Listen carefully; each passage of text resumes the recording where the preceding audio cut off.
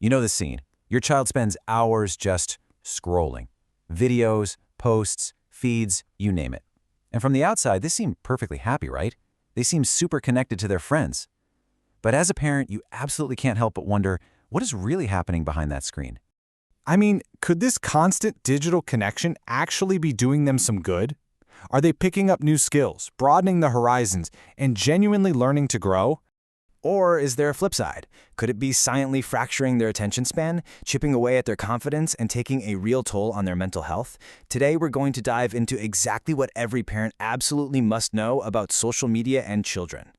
Welcome to this explainer on next-gen parenting. We've got a really clear roadmap today to help separate digital myths from the facts. We're covering 1. Beyond the screen. 2. The developing digital brain. 3. 5 social media risks. 4. What smart parents do. And 5. Cultivating digital wisdom. All right, let's jump right into section 1, Beyond the Screen. Let's start out with the really important truth. Social media itself, it's not the enemy. The goal of this explainer is definitely not to make you terrified of technology. Our goal here is balance, because when it's used thoughtfully, it actually helps kids learn new skills, stay connected with friends and family, explore their creativity, and discover some incredibly rich educational content. The real challenge only kicks in when social media becomes excessive or unhealthy. It is all about how it's used. Moving right along to section 2, the developing digital brain. So here's what's happening on a biological level. Every single like, comment, and notification, it triggers a tiny dopamine reward in the brain. And because children's brains are literally still under construction, they are highly sensitive to that instant gratification, that validation from others, and online attention.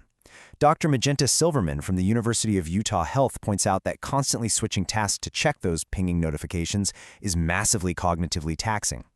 Over time, these algorithmic feeds literally train developing brains to seek out digital rewards over real-world experiences.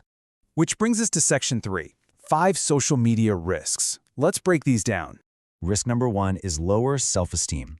Kids are constantly comparing themselves to what they see online, right? They sit there thinking, wow, everyone is happier than me. Everyone is more successful. Everyone looks better than me. But social media usually shows the highlights, not the behind-the-scenes reality. So here's a vital parenting tip. Explicitly teach your kids to never, ever compare their real, messy, beautiful life to someone else's carefully curated highlight reel. Risk number 2 is anxiety, stress, and FOMO. In this digital world, kids feel this immense, crushing pressure to get likes, gain followers, and just fit in online.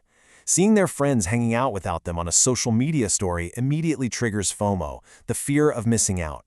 This constant, exhausting need to be on and validated by their peers is a massive driver of modern teenage anxiety. Then we have risk number 3, reduced attention span and digital burnout. Those short algorithm-driven videos literally train the brain to expect constant, rapid-fire stimulation. And because of that, children can really struggle when they have to transition back to the real world. They might lack patience for reading, struggle to concentrate on their homework, or show sudden irritability when you force them to unplug. You have to proactively balance those screen activities with books, outdoor play, and creative hobbies to help reset their attention spans. Risk number 4 is a big one: cyberbullying and risky challenges. Now, unlike traditional bullying that stays on the playground, cyberbullying follows a child right into their bedroom. As noted by experts at Nationwide Children's and Screenwise, this takes so many sneaky forms.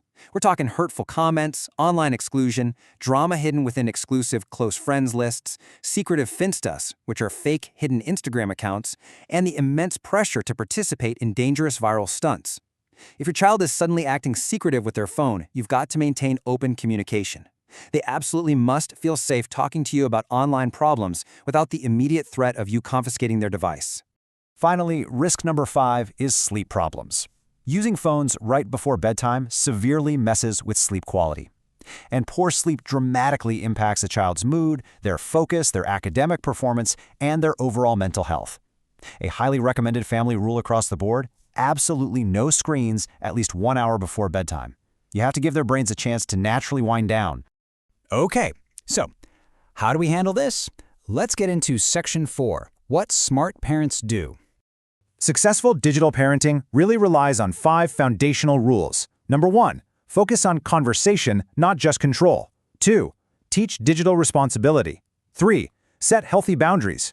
4, Be a role model yourself. And 5, encourage real-life experiences.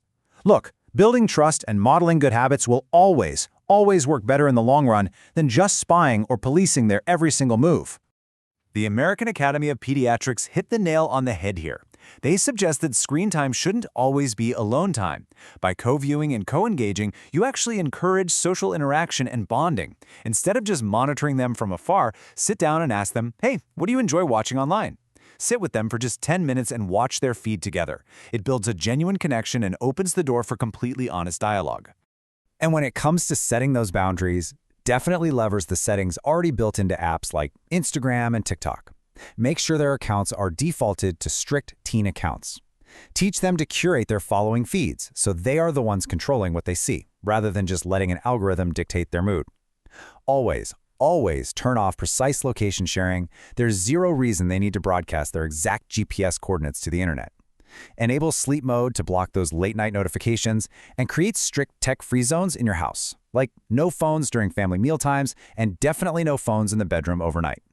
Finally, let's look at the big picture in Section 5, Cultivating Digital Wisdom. See, setting boundaries is a great short-term strategy, but cultivating actual wisdom is the long-term goal. No matter how advanced technology gets, one rule has to remain constant. Real life should always be bigger than digital life. Kids fundamentally need sports, face-to-face friendships, outdoor activities, and undivided family time to thrive both emotionally and physically. We have to keep the face-to-face front and center. Because let's face it, technology is going to keep evolving. New apps will come out, new platforms will pop up. The goal is not to protect children from technology forever. That's literally impossible. The true goal is to teach them how to use it responsibly, because one day they're going to have to navigate the digital world entirely on their own. They don't just need screen limits, they need digital wisdom. And that wisdom starts right now with you, the parents, providing that steady guidance. To wrap up this explainer, I want to leave you with a really important question to think about. At what exact age do you think children should actually have access to social media? I'd love to hear your take, so definitely share your thoughts in the comments below. And hey, if you found this explainer helpful, don't forget to like, subscribe, and turn on those notifications so you never miss an update. Welcome to Next Gen Parenting. Together, let's raise confident, responsible, and digitally smart kids. See you next time.